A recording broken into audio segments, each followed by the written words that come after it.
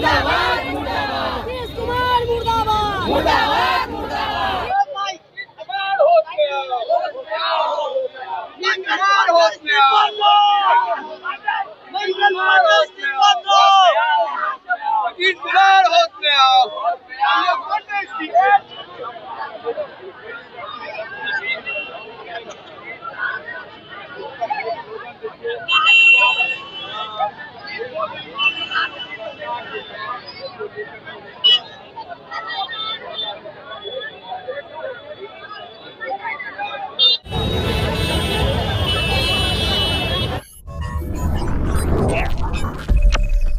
नमस्कार, आप देख रहे हैं ब्रेकिंग बिहार। देखिए, आप मेरे पीछे मौजूद है आरजेडी के समर्थकों का हुजूम है। आप देख सकते हैं आरजेडी कार्यालय से इनकम टैक्स गोलंबर तक ये हुजूम निकला है।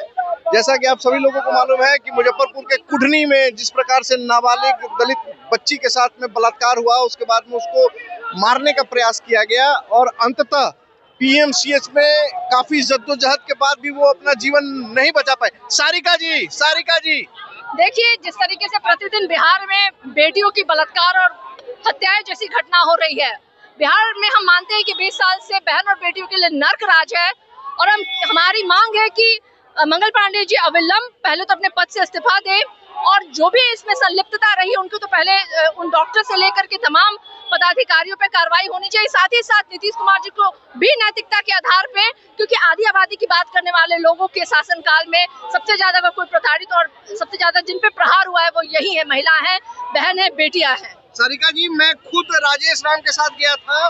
तकरीबन 4 से 5 घंटे तक लगातार संघर्ष करते रहना पड़ा उस बच्ची को पीएमसीएच में एडमिट कराने के लिए। आपको नहीं लगता है वहाँ के लोगों पर भी हत्या का मुकदमा करना चाहिए? आप समझ लीजिए, मैं तो मानती हूँ कि बिहार सरकार इस हत्या में आरोपी है। मैं तो डायरेक्ट कहती हूँ मंगल पांडे जी हत्या के आरोपी हैं वो, क्योंकि उस बच्ची की जान जो है वो सत्ता की वजह से गई है और 8 घंटे तक उस बच्ची को डॉक्टर के लिए तरसना पड़ गया, एक बेड के लिए तरसना पड़ गया।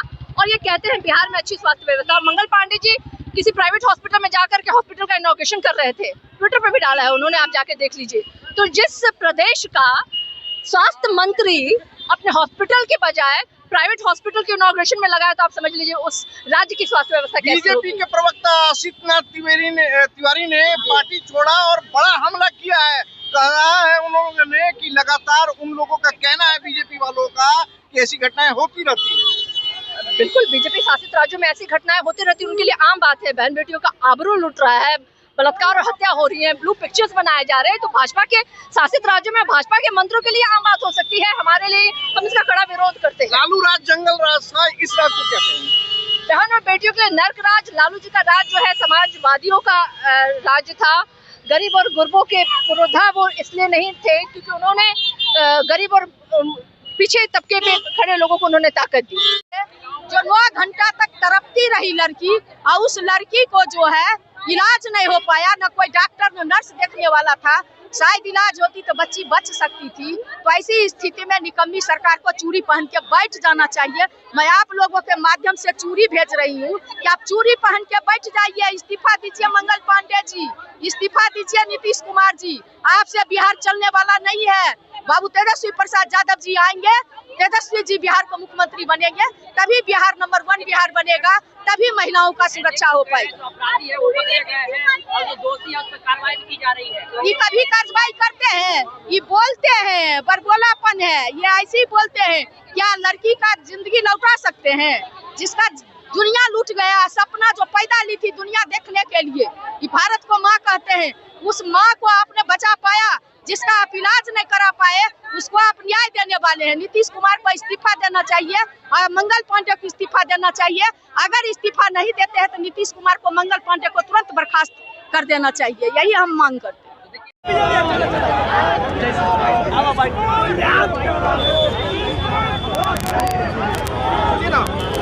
देखिए, तो जैसा कि आप देख सकते हैं, अभी हम लोग इनकम टैक्स गोलंबर पर मौजूद है और यहाँ आरजेडी के सारे कार्यकर्ता एकजुट हो गए हैं, जमा हो गए हैं और लगातार देखिए, बेटी बचेगी तब न पढ़ेगी।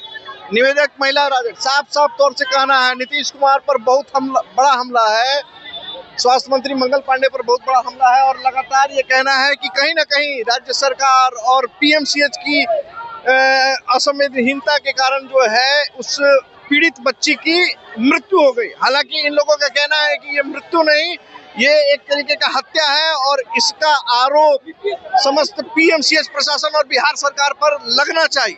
देखिए, लगातार जिस प्रकार से पीएमसीएच में जो नाबालिग बच्ची के साथ में घृणित अपराध किया गया, उसके बाद से विपक्ष जिस प्रकार से हमलावर है एनडीए सरकार पर, खासकर अगर हम बात करें तो स्वास्थ्य मंत्री मंगल पांडे और पीएमसीएच के समस्त प्रशासन जो है संदेह के घेरे में है। उन पर लगातार सवालिया निशान उठाए जा रहे हैं कि वहां व्यवस्थाएं पूरी तरीके से लूंज पूंज हो गई हैं और किसी भी तरीके से आप मान के चले कि जो भर्ती मरीज गरीब गुरबे हैं उनका सही ढंग से पीएमसीएच प्रशासन के द्वारा इलाज नहीं किया जा रहा है और जूनियर डॉक्टरों का संगठित गिरोह वहां प्रशासन पर हावी हो गया है। खबरों का सिलसिला हमारे साथ लगातार इसी तरीके से रखे बरकरार। तब तक के लिए दे इजाजत, नमस्कार।